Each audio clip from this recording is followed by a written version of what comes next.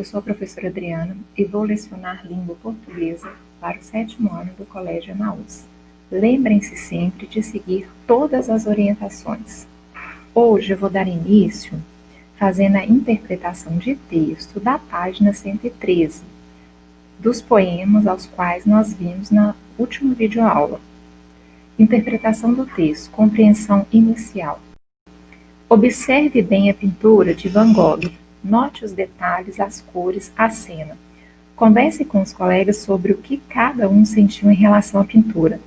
Bom, aqui eu tenho uma resposta pessoal, ao qual cada um deveria anotar no caderno, voltando novamente na poesia, lendo novamente e anotando o que você sentiu em relação à pintura. Então, ele está falando desse texto aqui, desse haikai, texto 1, ok?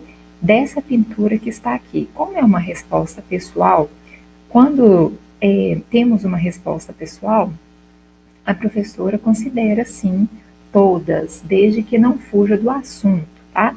Se eu fosse responder uma sugestão, eu responderia a expressão das cores, como que as cores são fortes, como que elas são evidentes nessa pintura, ok? Mas, como eu disse, eu considero todas as respostas, desde que não fuja do assunto, ok? 2. Releia em voz alta o poema e responda no caderno. Qual aspecto explícito da pintura foi escolhido como tema desse haikai? Resposta: as pás do moinho. 3. Observe novamente a pintura e responda no caderno. Que ideias não estão explícitas na pintura, mas são tema do haikai? Então, aqui, ó, explícito eu tenho o que é aqui, o significado, que está expresso claramente, sem deixar dúvidas, contrário de implícito, que é subentendido. Então, nessa pergunta, tem uma sugestão de resposta. As ideias de tempestade e de paz, ou a ideia de mudança de estado ocasionada pela força da natureza. B. Que elementos da pintura podem ser considerados opostos à ideia de tempestade? O céu claro, as pás do moinho paradas. 4. Tanto a pintura quanto o poema são produções artísticas. O que predomina nessas obras? Ideias explícitas ou ideias implícitas? Explique. Resposta pessoal novamente. Então, ele está me falando que tanto a pintura quanto o poema são produções artísticas, ou seja, aqui eu tenho uma produção, que é a pintura, e aqui outra, que é o poema, ok? O que predomina nessas obras? Ele pergunta as ideias explícitas, né, o que está expresso claramente, ou as ideias implícitas. Eu tenho aqui a resposta pessoal, no meu ponto de vista, está bem explícito. Ele está dizendo o que ele quer aqui, porque quando ele diz tempestade faz as 3 pás do moinho, as 3 pás do moinho é a representação disso aqui. Quando existe a tempestade, ele faz o quê? Ele fica rodando aqui, ok? Então, ele fala, perderem a paz. Por que perderem a paz? Porque se eu tenho uma tempestade muito grande, uma tempestade muito forte, o que as pessoas às vezes perdem? A sua paz. Por quê? Porque pode vir com uma certa destruição, né? Com certo... A gente fica como? Desassossegado, não é verdade? Quando existe uma tempestade. Então, para mim está explícito, mas se você colocou implícito, é só você explicar esse motivo, ok? Linguagem e construção do texto. Os primeiros poemas de que tem notícia no mundo ocidental foram criados para serem cantados, portanto eram musicados. Depois o poema se separou da música, mas manteve algumas características musicais. Uma das mais importantes foi a sonoridade, ou seja, o ritmo, rimas e jogos de palavras para criar efeitos sonoros de sentido. Então, nós vamos ver isso quando nós estivermos estudando, principalmente no próximo conteúdo, sobre os recursos estilísticos, ou seja, as figuras de linguagens, ok? Para perceber melhor a sonoridade, é importante que o poema seja lido em voz alta, com bastante expressividade. Então, essa parte aqui, ó, de forme 3 grupos e faça uma leitura, isso aqui nós podemos fazer posteriormente, ok? Em sala de aula. Transcreva no caderno as palavras que rimam, isto é, que repetem um som final. Então, são faz, paz e paz, ok? Paz aqui é diferente porque aqui eu tenho paz, o plural da palavra pá. E aqui paz é no sentido de paz mesmo, ok? Releia os versos. A tempestade faz as 3 pás do moinho perderem a paz. A poetisa empregou um recurso chamado personificação.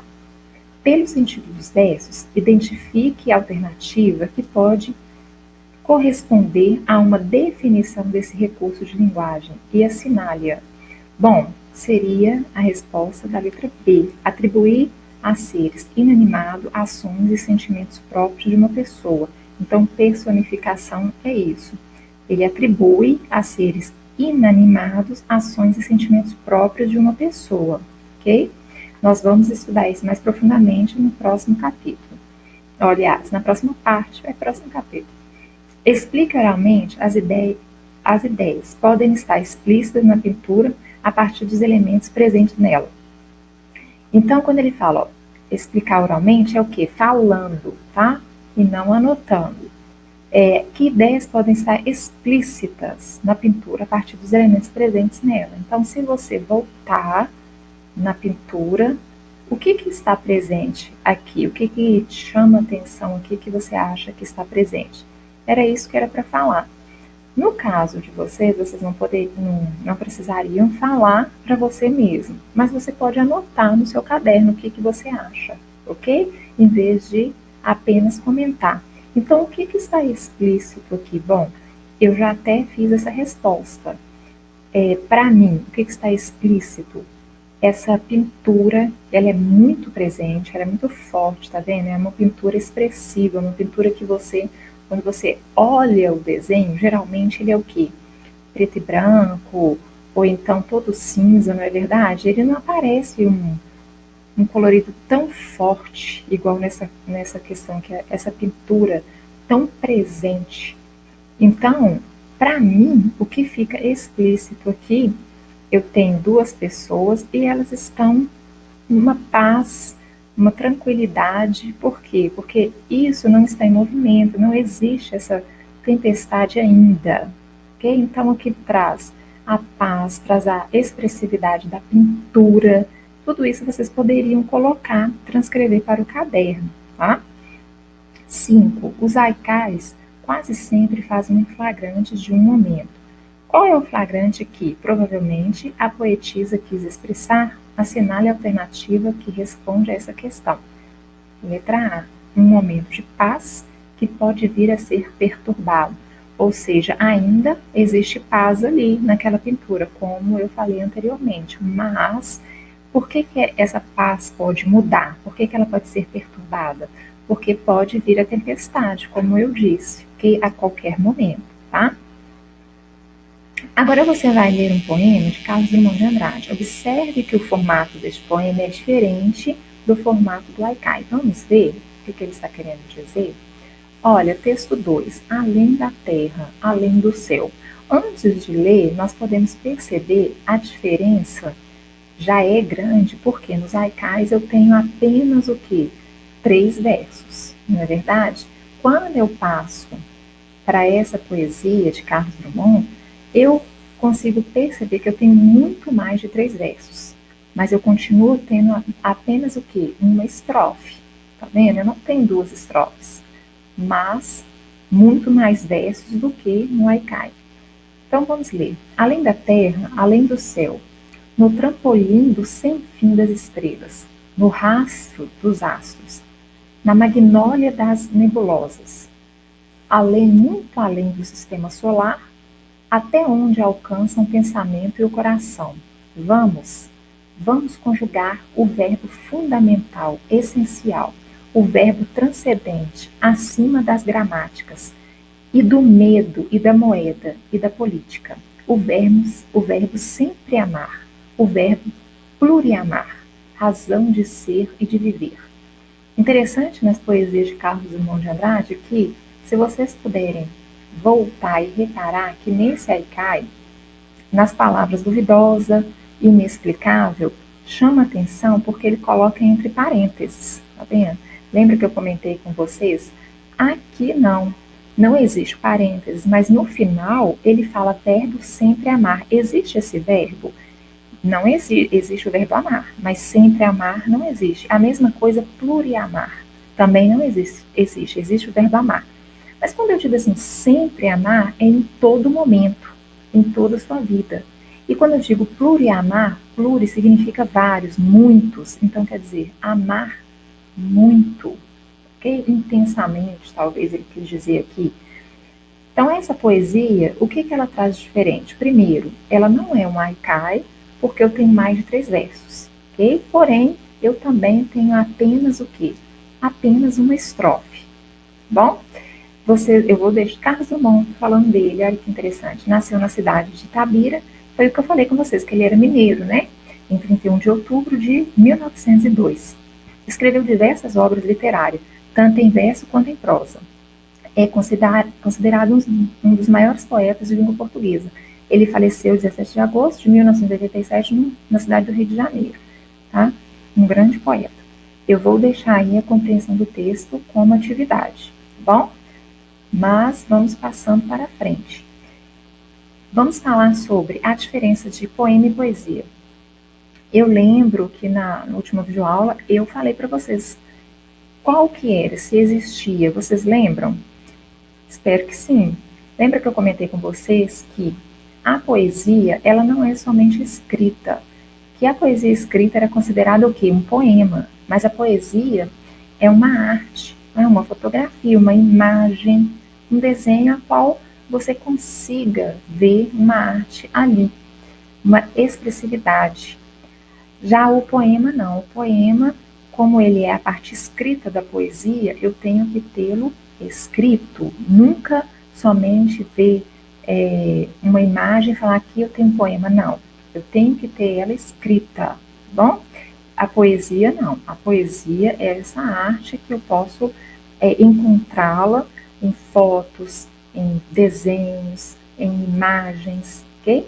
Então você sabe qual é a diferença entre poesia e poema? Poesia é a caracterização de um estado de espírito, de um sentimento que pode ser estimulado por algum fator, por uma imagem, uma música, um filme, uma cena, uma obra de arte, né?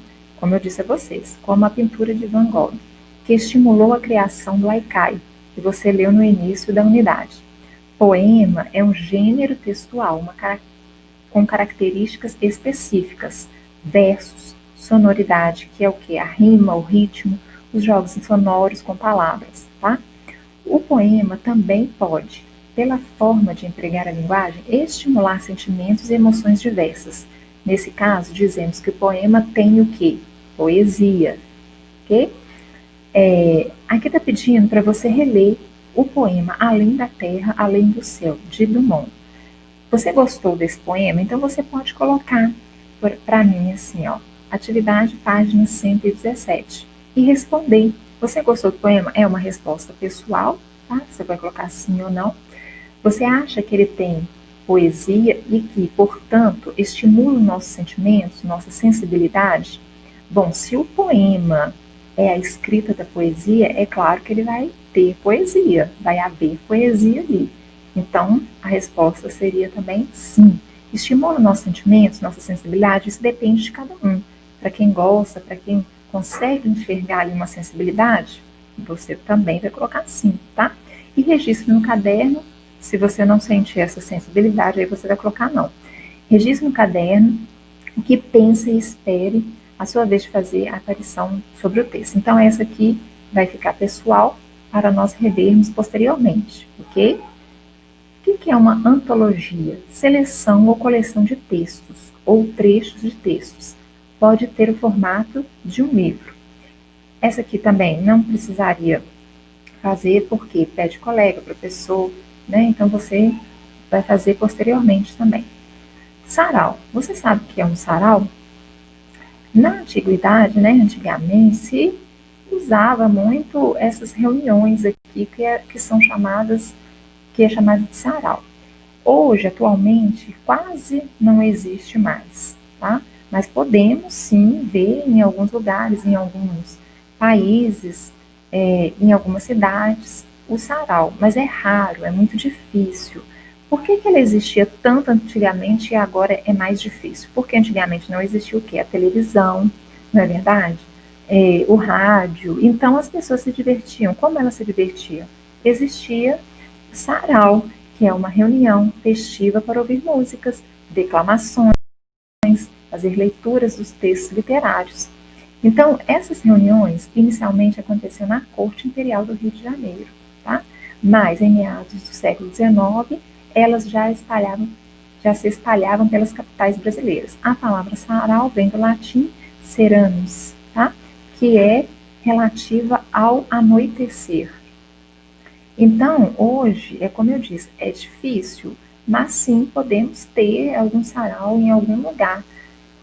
Só que é mais difícil porque existe hoje shows de músicas de cantores famosos, televisão, cinema, o teatro, que foram acabando substituindo o sarau, ok? Nada impede de fazermos um sarau na nossa casa, reunir os amigos, tá bom? Bom, indo para a página 118, eu vou pedir atividade, 119 também, tá? Nós vamos falar um pouco sobre gêneros literários e gêneros não literários. Eu vou falar com vocês a diferença desses gêneros, tá? Gênero literário é tudo aquilo que nós estamos trabalhando. É um conto, é um poema, é uma fábula. Tudo o que envolve a literatura eu chamo de gênero literário. O que não envolve a literatura não é considerado um gênero literário. E o que não vai envolver diretamente a literatura? Se eu tenho um texto como aquele da reportagem, aqui eu não uso a literatura para fazer esse texto. Por quê? Porque aqui eu tenho que fazer uma pesquisa, eu tenho que aprofundar no tema, eu tenho que trazer informação. Na reportagem não é assim? Eu tenho que dar uma informação, eu tenho que trazer uma informação. Então, os textos, como a reportagem, como o texto dissertativo, que vocês vão aprender ainda, um texto científico que traz essas informações, ele não é considerado um texto literário. Por quê? Eu não vou usar as figuras de linguagem como eu uso no poema, eu não vou fazer uma linguagem mais tranquila, mais fácil de, talvez, para muitos, de desenvolver, porque aqui no texto mais científico, numa reportagem, numa notícia, eu vou trazer uma linguagem mais clara, mais objetiva, mais explícita, talvez. No texto, como um poema, um conto, uma fábula, o que eu trago nesses tipos de texto, nesses gêneros textuais?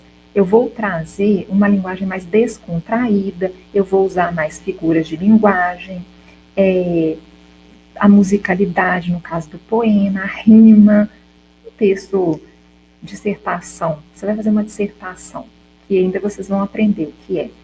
Você vai trazer uma informação, você não vai usar uma rima na sua dissertação, no seu texto científico, na sua reportagem, a qual você fez toda aquela pesquisa para escrever a respeito daquilo. Como esse aqui, ó, maior lixão irregular tem crianças em condição degradante perto do Planalto. Nesse texto, você não vai perceber nenhuma fala, nenhum conteúdo, nenhum pedaço de um contexto que tenha uma rima, que tenha algo subtendido. Não, você vai ver pelo contrário. Aqui trouxe o que? Informação para você. Tanto que se você ver aqui embaixo, ó, onde ele foi tirado, foi o que? Da folha UOL, tá vendo? Então, isso aqui é uma informação. Isso aqui não, isso aqui é o que? Um poema. Então, a diferença dos gêneros literários para os gêneros não literários é que, quando eu trago uma informação seja num texto científico, numa dissertação, em uma reportagem, em uma notícia, eu não estou fazendo uso do gênero literário. Agora, se eu vou fazer um conto, uma fábula, um poema, aí sim, entre outros, né? E aí sim eu vou fazer o quê? O, vou fazer o gênero ser o quê? Literário. Eu vou trazer o gênero literário na minha escrita, ok? Então, a diferença é essa, que gêneros literários, eu vou sempre trazer aquela linguagem mais despreocupada, muitas vezes com plurissignificações, ou seja, muitas significações, algo subentendido como poema, que eu posso ter várias interpretações em um mesmo poema, cada um pode fazer a sua interpretação, o que é correto e o que é normal, tá? E no gênero não literário, eu vou trazer mais informação, eu vou ser mais exata, eu não vou trazer algo tão subtendido como eu faço com gêneros literários, ok? Então a diferença será essa, bom? Bom, a nossa aula hoje termina por aqui, ficou até bem extensa, mas eu espero que vocês tenham gostado e entendido, ok? Porque toda vez que nós falamos de poema e poesia mesmo, isso acontece, né? Nós falamos muito sobre o que é esse gênero, explicamos, só que não terminou por aqui. Eu vou deixar as atividades das interpretações de texto, mas nós vamos dar continuidade ainda na próxima videoaula a respeito desse gênero. Nós iremos falar sobre as figuras de linguagem depois da correção das atividades, ok? Então, hoje eu vou deixar as páginas 115, 116, 119, 121 e 122 para serem feitas, ok? Bom, eu encerro por aqui e lembrem-se, juntos no caminho.